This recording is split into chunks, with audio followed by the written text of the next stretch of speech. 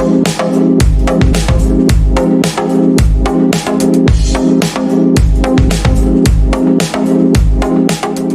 Friends, welcome to my channel programming with R K. Jha. और आज जावा के इस क्लास में हम लोग बहुत ही इंटरेस्टिंग टॉपिक के ऊपर में बात करेंगे दोस्तों, जिसका नाम है कीबोर्ड एंट्री इन जावा। यानी हम लोग जावा के प्रोग्राम में एंट्री का काम कैसे करते हैं। प्रोग्राम के रन टाइम में यूजर से डेटा को अगर हमें इनपुट लेना हो तो वो हम इनपुट कैसे कर पाएंगे। ये जावा में एक अपने आप में थोड़ा सा टिपिकल टास्क होता है विथ कंपैरिजन टू सी और C++। सी में और C++ में जब हम आउटपुट पढ़ते हैं उस टाइम में ही इनपुट भी हो जाता है। C++ में भी इनपुट आउटपुट एक साथ होता है। मोस्ट ऑफ द लैंग्वेजेस में इनपुट आउटपुट एक साथ होता है दोस्तों।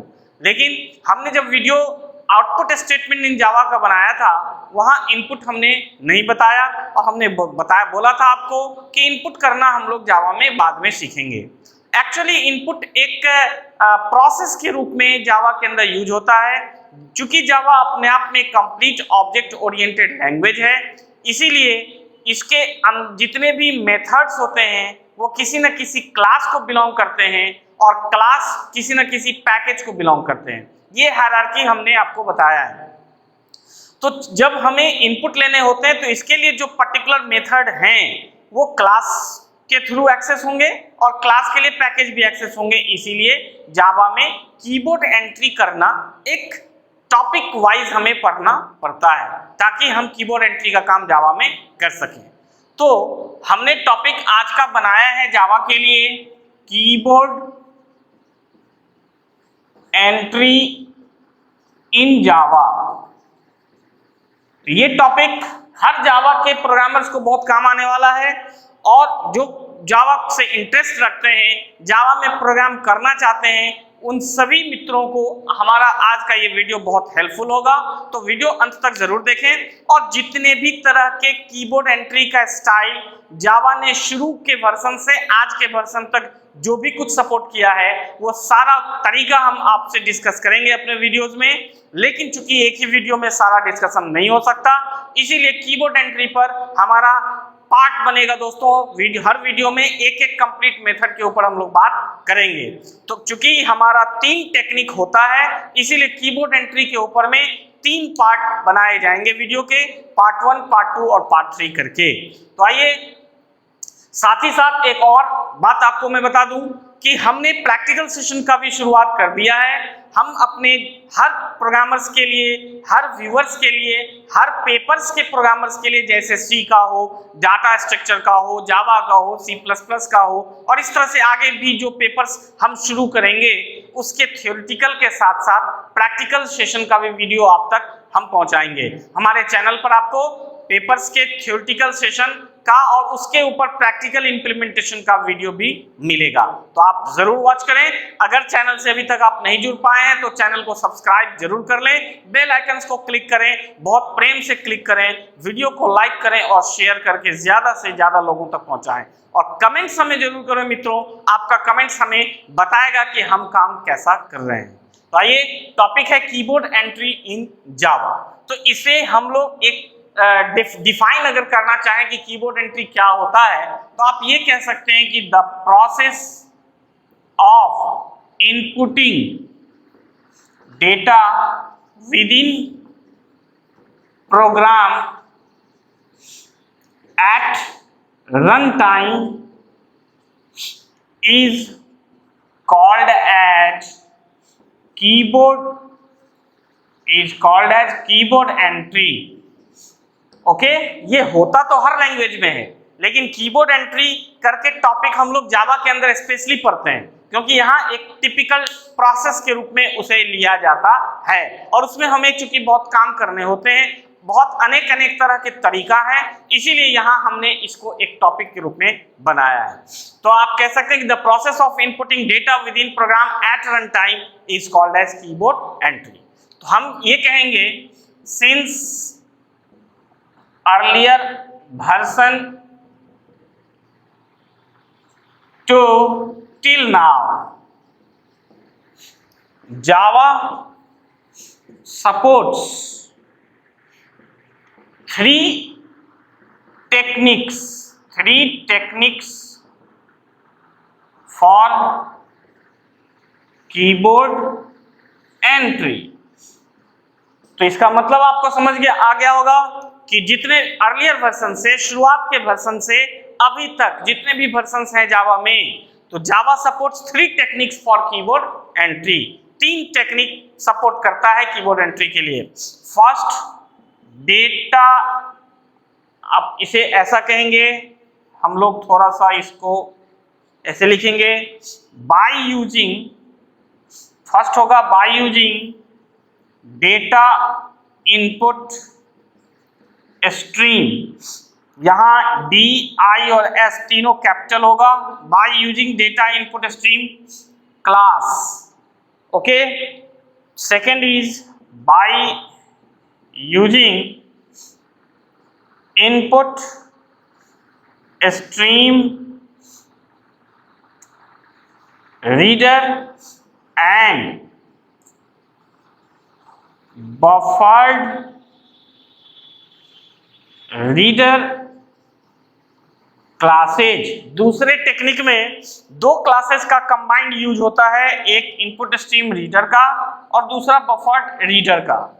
और तीसरा टेक्निक है दोस्तों जिसमें हम कहते हैं बाय यूजिंग स्कैनर क्लास। तो हमारा कीबोर्ड एंट्री का यही तीन टेक्निक जावा के अंदर फॉलो अप होता है। शुरुआत के वर्जन से आज के वर्जन तक यही तीन टेक्नोलॉजी से प्रोग्राम में इनपुट लिए जाते हैं। और सबसे रिसेंट टेक्निक जो है वो हमारा स्कैनर क्लास है, जो जेडीके 1.5 वर्जन से शुरू हुआ है। 1.5 के बिलो वाले वर्जन्स में इसका यूज नहीं हो पाता था और आज तक फिर इसका यूज हो रहा है। इसलिए हम कह सकते हैं सबसे रिसेंट टेक्निक स्कैनर क्लास का यूज करके इनपुट लेना होता है।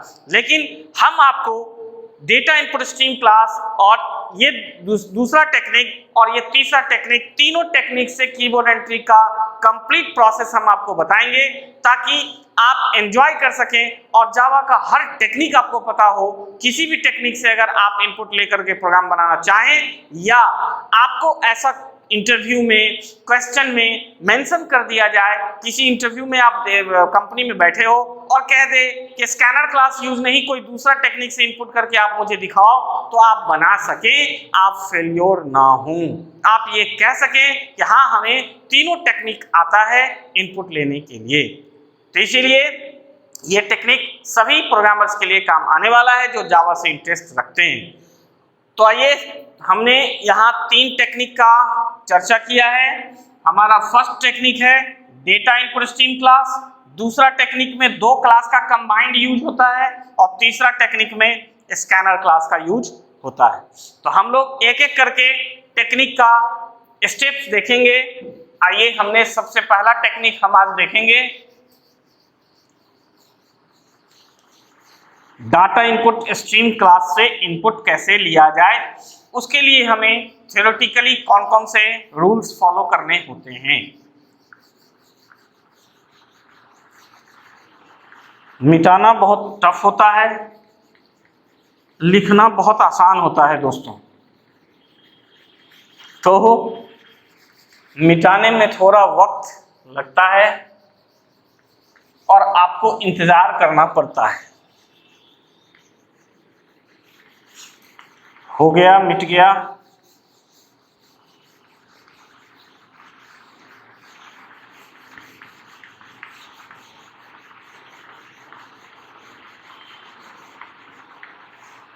ओके, तो हम ये कहेंगे first by using data input stream class. तो आज के इस वीडियो में हम डाटा इनपुट स्ट्रीम क्लास से इनपुट लेने का क्या थ्योरेटिकल रूल्स होता है वो हम आपसे डिस्कस करेंगे। तो बने रहें, वीडियो को देखते रहें, अंत तक जरूर देखें। और हम यहाँ कहेंगे फॉलो द फॉलोइंग स्टेप्स। हमें इसमें क्या क्या स्टेप्स प्रोग्राम के अंदर करने हैं उसमें पहला सबसे फर्स्ट इंपोर्ट java.io पैकेज, यानी आपको डेटा इनपुट स्ट्रीम क्लास से जब प्रोग्राम बनाने हैं तो data input stream class IO package के अंदर होते हैं, इसीलिए IO पैकेज को इंपोर्ट करना होगा। दूसरा, create an object of data input stream class. जैसा कि दोस्तों हमने बता रखा है जावा के में नेमिंग कन्वेंशन वाले वीडियो में कि किसी भी क्लास का नेमिंग रूल्स लिखने का प्री डिफाइंड क्लासेस के लिए रूल होता है, अगर एक से ज्यादा वर्ड का कंबाइंड नेम है तो हर वर्ड का पहला लेटर आपको कैपिटल लिखना होता है। इस नेमिंग कॉन्सेप्ट पर बिल्कुल ध्यान देंगे ताकि आपसे गलती ना हो।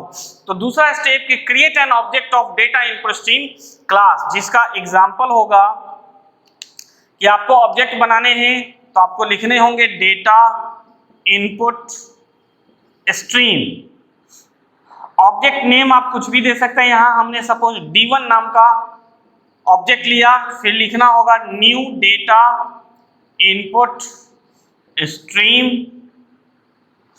और इसके अंदर हमें पास करने होते हैं system dot in.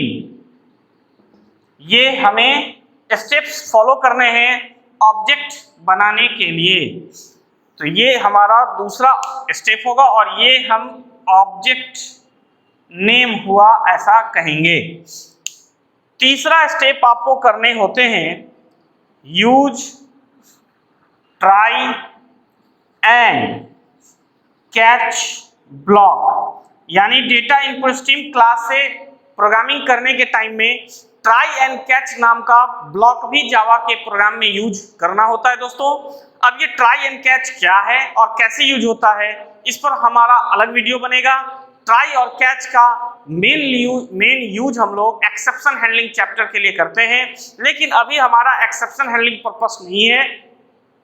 Try and catch का जावा में एक अनदर पर्पस होता है कि कुछ ऐसे प्री डिफाइंड मेथड होते हैं जावा के अंदर जिसका कंडीशन होता है कि वो हमेशा ट्राई ब्लॉक में ही यूज होंगे।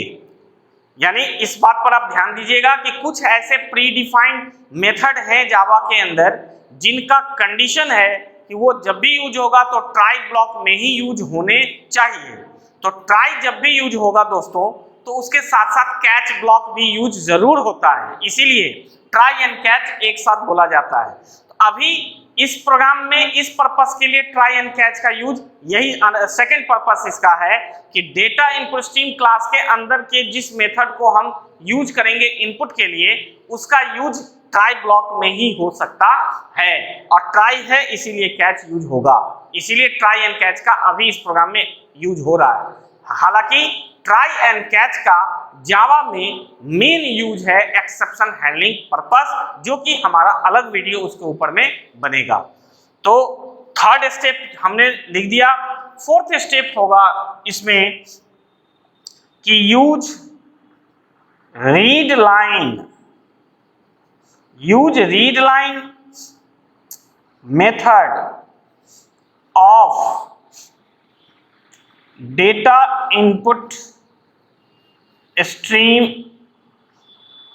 Class within try block to take input. ये इसका इनपुट का कंप्लीट स्टेप हुआ कि रीड लाइन मेथड को, जो कि डेटा इनपुट स्ट्रीम क्लास का है, उसको आप ट्राई ब्लॉक के अंदर यूज करें इनपुट लेने के लिए। इसका सिंटैक्स आप कह सकते हैं कि कैसे यूज करना है, तो उसमें हमारा होगा v equal to d1 dot read line. ये इसका फॉर्मेट हुआ दोस्तों। v मतलब वेरिएबल, आपको जिस वेरिएबल में इनपुट लेना है उसके वेरिएबल यूज कीजिए, और d1 डॉट रीड लाइन यहाँ D1 यानी ऑब्जेक्ट डेटा इनपुट स्ट्रीम का, उसके थ्रू एक्सेस होगा। ये जब भी लिखा जाएगा तो ट्राई ब्लॉक के अंदर होना चाहिए। ये हमारा स्टेप हुआ इनपुट लेने का, लेकिन यहाँ हमें कुछ और बातें करनी होंगी। इसके लिए हम लोग ऊपर क्लीन करते हैं और इसमें हमें क्या काम और करना होगा, कुछ बातें आपको याद रखने होंगे। इसमें हमें ध्यान ये रखना होता है कि read line method always accepts every data as string type.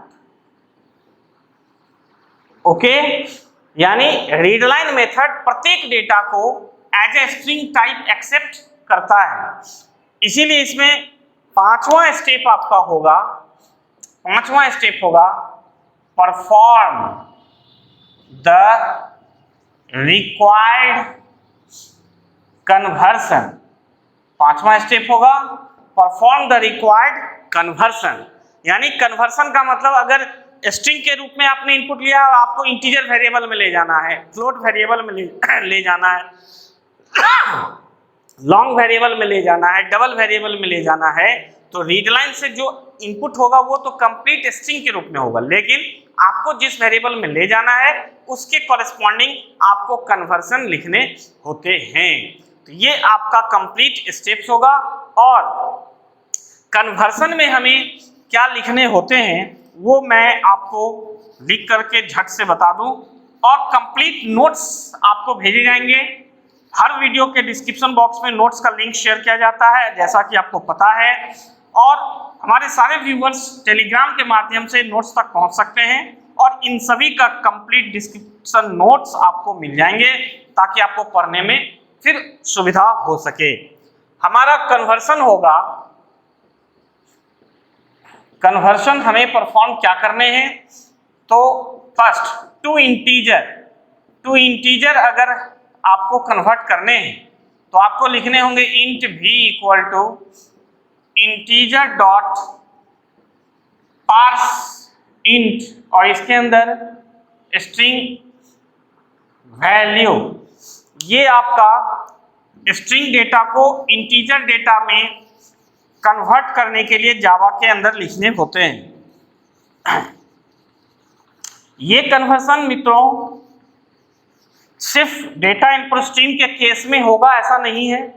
जावा में जब कभी भी स्ट्रिंग डेटा को इंटीजर डेटा में कन्वर्ट करना है तो आपको यही लाइन लिखने होते हैं, जिसमें इंटीजर का आई कैपिटल, पार्स इंट में आई कैपिटल, यहाँ स्ट्रिंग वैल्यू देना है। दूसरा टू लॉन्ग टाइप में कन्वर्शन के लिए भी लिखने होंगे long v equal to long dot parse long string value. To float में कन्वर्शन के लिए लिखने होंगे float v equal to float dot value of string value dot float value. ये हमारा फ्लोट कन्वर्सन के लिए लिखने होते हैं। इसी तरह टू डबल में जब कन्वर्सन करने हैं तो आपको डबल टाइप का variable equal to double dot value of string value dot double value लिखने होते हैं। और एक लास्ट कन्वर्सन हमें टू कैरेक्टर अगर कन्वर्ट करने हैं तो हमें लिखने हैं char v equal to string value dot char at 0। ये कन्वर्सन लाइंस हमें जावा में हमेशा फॉलो करने हैं जब कभी भी स्ट्रिंग टाइप को अलग अलग टाइप में हमें कन्वर्ट करने होते हैं। ये कंप्लीट स्टेप फॉलो करके ही हम लोग कीबोर्ड एंट्री का काम करेंगे मित्रों। ये हमारा थ्योरेटिकल कॉन्सेप्ट हुआ, लेकिन इसका कंप्लीट प्रैक्टिकल इंप्लीमेंटेशन हम कैसे करेंगे, इसके लिए हम अलग से प्रैक्टिकल वीडियोस आपके लिए बनाकर भेजेंगे, आप उसे जरूर वॉच करें। थ्योरेटिकल सेशन देखने के बाद, पढ़ने के बाद प्रैक्टिकल सेशन को वॉच करें ताकि प्रोग्राम भी आपको समझ में आ जाए और कैसे हम लिखेंगे इस बात को आप समझ सकें और खुद से प्रैक्टिस कर सकें। तो उम्मीद है कि आपको बिल्कुल समझ में आ गया होगा डेटा इनपुट स्ट्रीम क्लास के थ्रू कीबोर्ड एंट्री करना कैसे किया जाता है जावा में। मिलते हैं नेक्स्ट वीडियो में। इस वीडियो से विदा लेते हुए स्वस्थ और सुरक्षित रहें। धन्यवाद।